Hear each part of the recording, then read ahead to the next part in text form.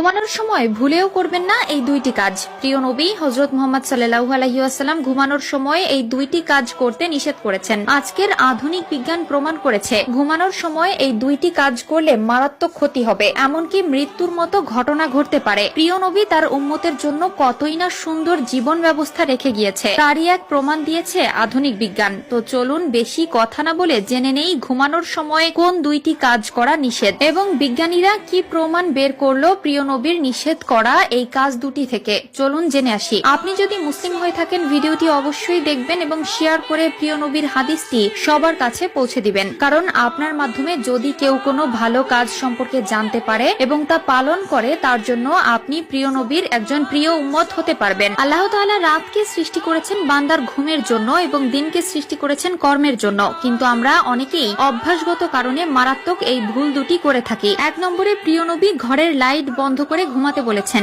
Light জ্বালিয়ে ঘুমানো কতটা মারাত্মক ভুল চলুন জেনে নেই। প্রিয় নবী বলেছেন রাতে আলো জ্বালিয়ে ঘুমালে তোমাদের শরীরের ভিতরে এমন কিছু বিশেষ পার্টস রয়েছে যা কাজ করা বন্ধ করে দেয়, এমনকি মস্তিষ্কে নেতিবাচক প্রভাব পড়ে। বিজ্ঞানীরা বলেছেন রাতের লাইটের আলো থেকে এক ধরনের আলোক নিঃসরণ হয় যার ফলে ব্রেন ক্যান্সার হওয়ার সম্ভাবনা থাকে। আমাদের শরীরে এক ধরনের গ্রন্থি আছে যার নাম পাইনাল গ্রন্থি, আর এই গ্রন্থি শুধুমাত্র অন্ধকারে এই কাজ শুরু করে, এক ধরনের হরমোন নিঃসরণ করা। লাইট জ্বালিয়ে ঘুমালে এই গ্রন্থি কাজ করা বন্ধ করে দেয় এবং হরমোন নিঃসরণ বন্ধ হয়ে গেলে শারীরিক ও মানসিক বিভিন্নভাবে নেতিবাচক প্রভাব পড়ে। দুই নম্বরে প্রিয় নবী হযরত মুহাম্মদ সাল্লাল্লাহু আলাইহি ওয়াসাল্লাম বলেছেন তোমরা যখন রাতে ঘুমাতে যাবে অবশ্যই ডান কাত হয়ে ঘুমাবে। বাম কাত হয়ে ঘুমালে তোমাদের পাকস্থলীতে নানাবিধ সমস্যার দেখা দিবে যা পরবর্তীতে মারাত্মক রূপ নিতে পারে। বিজ্ঞান বলছে কোনো মানুষ যদি বাম কাত হয়ে ঘুমায় তাহলে তার পাকস্থলী খাদ্য হজম প্রক্রিয়ায় ব্যাঘাত ঘটে। পাকস্থলী যেহেতু বাম দিকে বাঁকানো, তাই কেউ যদি বাম দিকে শুয়ে থাকে তাহলে তার খাবার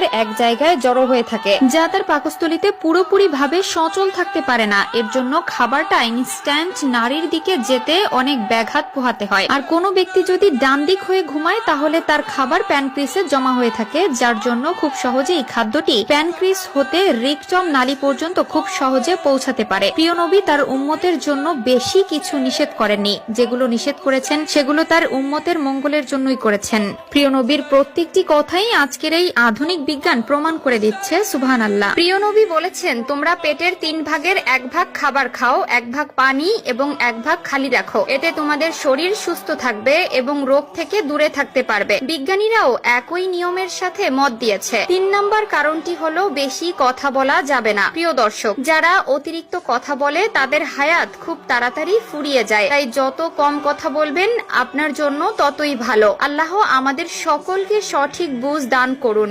আমিন।